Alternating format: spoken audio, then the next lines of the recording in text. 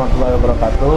Para kanca Priangan TV, selamat datang, selamat berjumpa kembali dengan program Menuju Balai Kota.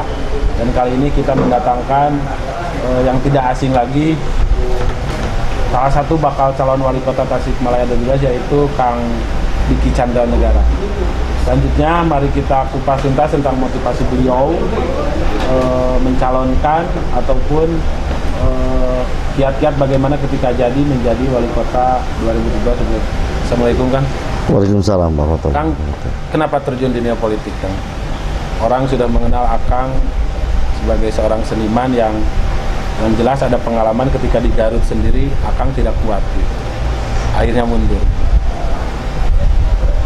Terjun awal dunia politik atau terjun ke di Tasik? Ya, kalau ke dunia politik, saya sebetulnya nggak awal, memang tidak tertarik. Ada beberapa kabupaten kota yang minta dan memang saya tolak. Garut pun Pak Aceng Fikri itu udah 3 kali telepon saya tolak. Oh, jadi Pak Aceng lagi kan? Waktu itu bukan awal-awal kan? Waktu di Garut. Ya kan, ini kan bicara konteksnya bicara awal dari seni saya ke politik. Iya. Ya kan, awal ke politik saya diminta sama beberapa kabupaten kota dan saya tolak. Pak Aceng waktu itu telepon 3 kali, saya tolak sampai akhirnya beliau datang. Beliau datang ke rumah dari siang dan akhirnya saya melalui istiaroh dan bertemu dengan keluarga, orang tua, akhirnya bismillah. Karena pada saat itu adalah ada satu hal yang baru di mana Pak Aceng ngajak saya untuk berjuang dari jalur independen non partai. Artinya targetnya kami itu bukan untuk menang sebetulnya, tapi memberikan pembelajaran kepada masyarakat tentang politik. Jadi pola kampanye kami juga tidak berkaitan dengan ayo pilih saya, tapi lebih kepada bagaimana masyarakat mulai terbuka memahami tentang beberapa hal yang terkait dengan politik. Seperti itu. Ya. Banyak partai politik sekarang itu seolah meragukan. Kang Diki tampil di Tasik, di tanah kelahiran, tetapi meragukannya, dulu juga katanya mundur katanya. Padahal politik itu perlu struggle gitu. Impitan dari manapun kita harus struggle. Saya mundur, sejarah mundur saya bukan cuma di politik. Ada satu program televisi, di televisi besar saya mundur. Dari sebelum saya jadi wakil bupati, saya mengundurkan diri dari salah satu program sinetron. Mungkin pernah dengar Lorong Waktu, saya jadi Ustadz Adin, dan Lorong Waktu berikutnya saya mundur. Alasannya? Pada saat ada Pak Putu Wijaya sutradara juga bikin film judulnya Suami Istri dan Dia, honornya kurang lebih 5 juta tahun 99. Pada saat itu per hari saya mundur. Setelah saya jadi wakil bupati, saya jadi sutradara, honor saya kurang lebih 8 juta 4 jam saya mundur. Pada saat itu kenapa saya mundur? Karena ada beberapa hal yang tidak terkait dengan masalah berkaitan dengan nurani, di mana atasan saya memerintahkan saya untuk melakukan hal-hal yang di luar batas nurani yang saya miliki. Jadi kalau di program yang terakhir itu saya harus siapin artis-artis yang seksi-seksi, yang Lorong Waktu saya harus menikah dengan Sabrina ceritanya, walaupun ini jadi istri bohongan. Di Suami Istri dan Dia pun sama, ada adegan pelukan dan segala macam. Pada saat itu saya secara ekonomi drop ketika saya mundur, tapi saya puas, saya lega, minimal saya tidak terjebak oleh keinginan itu sendiri. Mungkin itu gambaran kenapa saya mengundurkan diri di Kabupaten Garut. Itu salah satunya, mungkin bisa kurang lebih hampir sama seperti itu. Dan memang mundur itu adalah hak konstitusi dari seorang wakil kepala daerah dan di undang-undang diperbolehkan. Tapi kalau tidak diizinkan oleh rakyat melalui wakil rakyatnya, tidak boleh merokodoweng. Dan saya memang kebetulan gimana sih Kang sampai akhirnya diberikan memutuskan untuk mundur juga kan tidak sekonyong-konyong, pasti ada hal yang Akang sangat prinsip di pemerintahan.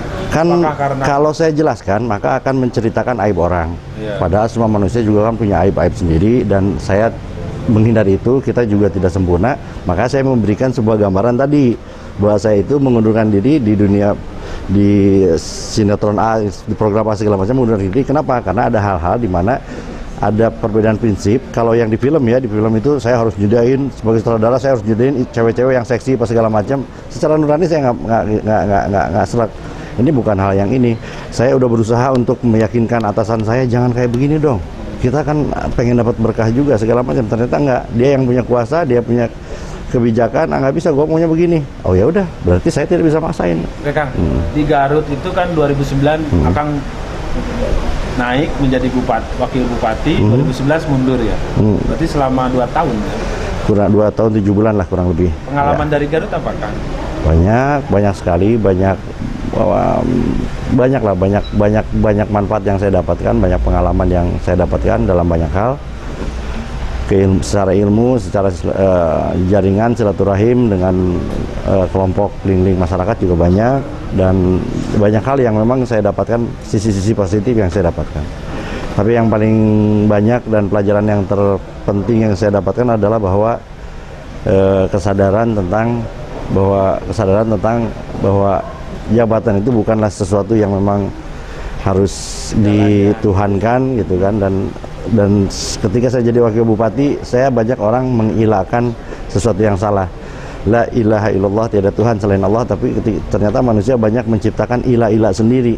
Mereka seolah-olah lebih takut kepada kehilangan jabatan dibandingkan takut kepada kehilangan kasih sayang Allah. Nauzubillah min dzalik. Ini yang jadi pelajaran buat saya. Ada yang takut karena atasan, karena takut karena apa, tapi sehingga sisi Allahnya sendiri menjadi seolah dilupakan. Oke, seolah dari Garut tuh sekarang mau pilkada Kota Tasik 5 tahun kan, seolah Akang off, walaupun banyak tawaran juga ketika dalam proses 5 tahun sudah melepas jabatan wakil bupati Garut itu.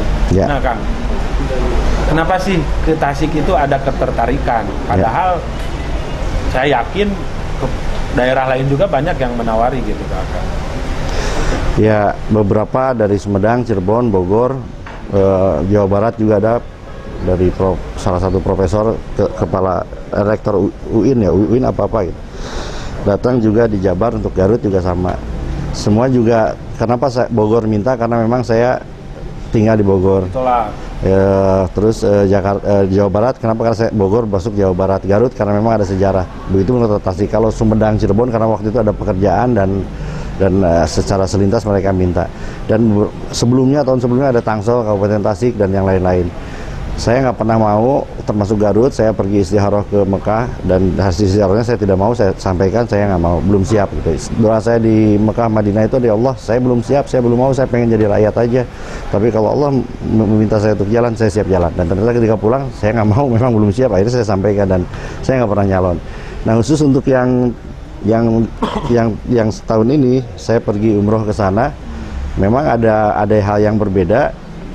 Saya nyatakan siap, khususnya untuk Kota Tasik. Kenapa? Karena jumlah penduduknya juga tidak sebanyak Garut. Garut itu jumlah penduduknya kurang lebih 3 juta, dan kecamatan luar administrasinya 42 kecamatan, 431 desa. Bogor kalau saya nggak salah 7 juta. Jawa Barat lebih banyak lagi. Kalau Tasik itu lebih cenderung sedikit, cuma 10 kecamatan. Dan satu hal lagi, alasan utamanya adalah kota kelahiran juga, dan kebetulan yang meminta langsung via SMS ibu saya langsung, ibu kandung, dan saya paling tidak berani ngelawan ibu. Kang, kan saya sendiri nih mengalami kan proses penggalian Akang ke Tasik. Emang waktu itu ada berapa orang yang meminta? 2 tim yang meminta, 2 tim yang berbeda yang meminta. Yang satu memang via istri saya, yang satu lagi via kakak sepupu saya yang memang asli Tasik di sini, kakak sepupu saya. Dan dua-duanya pun sama, jawaban saya nggak ada yang dibedain, semua juga sama, bahwa saya belum siap. Kang, pasca umroh itu kan yang menarik Akang menyatakan siap. Yang kedua, mungkin pengalaman di Garut mundur itu salah satu kekuatan politik, fakta politik diakui bahwa Akang dari independen sehingga lemah dalam dukungan partai. Akhirnya untuk Kota Tasik memilih partai politik. Nah, Akang melakukan penjajakan kan dengan PBB dan PKS, dan satu lagi koalisi perubahan yang menurut publik itu seolah akan menjadi cantolan Akang gitu, karena kan ada salah satu keluarga Mayasari yang itu salah satu kesalahan persepsi orang. Demi Allah, demi Rasulullah, boleh tanya ke PKS, boleh tanya ke PBB, saya sama sekali tidak membicarakan mengenai dukungan, tapi lebih kepada memperkenalkan diri. Saya ini seperti ini, saya menjawab setiap pertanyaan. Jadi kalau konteks dalam hal soal dukungan-pendukungan, saya udah nyampein kepada teman-teman tim AADC, Diki Chandra, saya bilang saya nggak akan pernah minta dukungan, karena Rasulullah SAW sudah berpesan kepada kita semua umatnya bahwa kepemimpinan itu nggak boleh diminta. Zaman di Garut pun saya tidak pernah pilih diki, nggak pernah. Saya nggak berani seperti itu karena memang ada lebih ke sunnah Rasul bahwa kita nggak boleh meminta. Memang agak berbeda dibandingkan calon-calon yang lain, tapi itu kenyataannya. Kedatangan saya ke PKS seperti silaturahim ini bagian dari agenda yang memang diskojolkan oleh para pengusung, ya kan. Maka ketika pengusung sempat ada protes, Kang, kenapa sih kamu juga gitu, jika yang bercanda apa segala macam. Yang bertugas untuk melakukan koordinasi atau mengenai saya mau di partai segala macam itu ya kalian kan yang ingin jadi yang ingin saya untuk mencalonkan siapa? Karena saya tidak mencalonkan, tapi sama di beda dong. Kalau mencalonkan, saya pengen ini di Tasik, saya begini-gini, wah ada obsesi, ada ambisi, ingin melakukan apa segala macam. Dan ternyata setelah saya baca hadis sahih dan Rasulullah tidak menginginkan itu. Tapi kan kepemimpinan tuh Usman ya, bahwa kedoliman yang terorganisir akan mengalahkan kebaikan yang bercerai-berai. Sehingga dalam konteksnya meminta itu kan bukan kita meminta karena kita ada di jalan baik gitu soalnya. Kalau begini, orang boleh persepsi tentang hal A, B, C, D. Ada nggak yang berani lawan Al-Quran hadis? Kan saya bukan kata saya. Ini hadis yang bicara bahwa Rasulullah memang mengingatkan kita bahwa jangan pernah jangan meminta kepemimpinan, dan itu dilakukan kepada beberapa sahabatnya. Sehingga ada beberapa profesor, orang bijak, orang pintar yang membuat sebuah gambaran tentang kepemimpinan. Oh nggak bisa, kita harus segala macam gini. Ya udah silahkan gitu.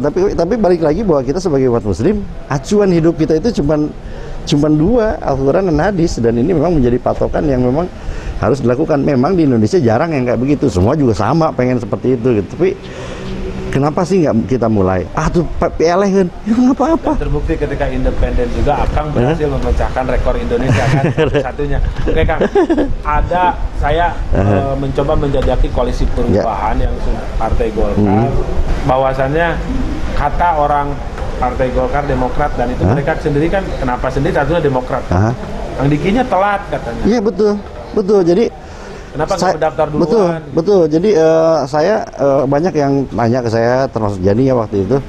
Saya sangat menghormati, menghargai apa yang dilakukan oleh mekanisme partai, dan memang benar bahwa saya telat, betul. Karena waktu itu kalau saya datang, emang saya belum punya niat, saya belum mengatakan siap. Itu kan, saya ke Tasik itu kan datang untuk beli payung untuk syuting FGH Family Guest House, dan sudah selesai alhamdulillah jebol nih. Jadi nanti payung Tasik dan yang lain-lain akan muncul di salah satu stasiun TV besar. Kedatangan kedua kan silaturahim, mencoba mengcross-check hearing, benar nggak sih masyarakat tuh mau sama saya, maka saya main-main ke mall dan segala macam, betul nggak sih gitu kan. Jadi saya belum ada kontak mengenai kepartaian. Jadi waktu itu saya sangat menghormati, menghargai PDIP, membuka lembaran di Kicanda kalau mau ini. Wah ya Allah, di satu sisi ingin coba, tapi bukan waktunya, bukan waktu yang tepat. Saya juga nggak mau PHP dan yang lainnya. Sehingga apabila sekarang tiba-tiba tim koalisi itu Demokrat, Gerindra dan yang lainnya sudah tutup, ya itu adalah konsekuensi yang harus didapatkan oleh saya, itu kan. Oleh saya yang nggak dapat, ya udah nggak apa-apa gitu kan. Dan sebetulnya teman-teman pengusung juga sempat mengingatkan saya waktu itu loh. Sebelum saya kan belum menjawab iya atau enggak, saya kan harus mempelajari betul nggak. Saya juga harus melihat dulu kondisi siap nggak. Makanya saya melakukan analisa, melakukan riset, dan ternyata tim pengusung juga melakukan riset dan analisa yang mungkin bisa ditanyakan nanti seperti apa. PKS itu sangat tertarik mengusung Akang, bahkan siap untuk independen juga. Tetapi katanya Akang harus dari partai politik, dan PKS juga ada solusinya itu ya Kang Cindri harus bawa partai. Oh gitu ya. Ya itu makanya balik lagi yang saya bilang tadi, saya sampaikan lagi bahwa saya ini hanyalah satu di Kicandra yang kebetulan diminta oleh teman-teman pengusung ini. Kan ada tim ADC lah, di Kicandra tim itu. Ya memang yang tugas melakukan komunikasi dengan partai, nanti akan pakai kendaraan apa, ya mereka sebetulnya. Jadi kalau saya sendiri, ya saya sebagai seorang ayah harus mencari nafkah buat anak istri, yaitu saya lakukan. Saya syuting kerja di Jakarta, tapi di sisi lain karena saya sudah menyatakan siap, saya mengikuti schedule yang diminta oleh para pengusung. Kang tolong dong kalau ada waktu tanggal sekian ada pertemuan ini, jadi saya ikut. Jadi mengenai teknis yang lain-lainnya saya betul-betul serahkan kepada mereka.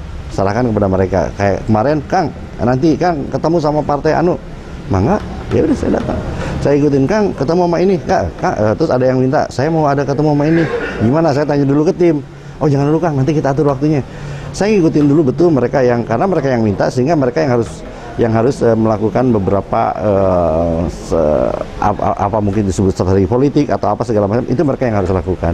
Nah, saya pribadi lebih kepada memberikan masukan-masukan yang sifatnya lebih kepada pembangunan, konsep pembangunan dan hope, penciptaan harapan yang akan dekat dengan realisasi, karena harapan bisa aja kita ciptakan tapi kan jauh dari realisasi, itu yang akan mencelakakan. Baik para kanca Priangan TV, begitu menarik percakapan dengan Kang Juneda, akan kita kupas lebih lanjut. Intinya ternyata partai politik di Kota Tinggi ada yang terbuka, ada yang menutup diri, dan apakah nanti kita akan kupas lebih lanjut di segmen berikutnya.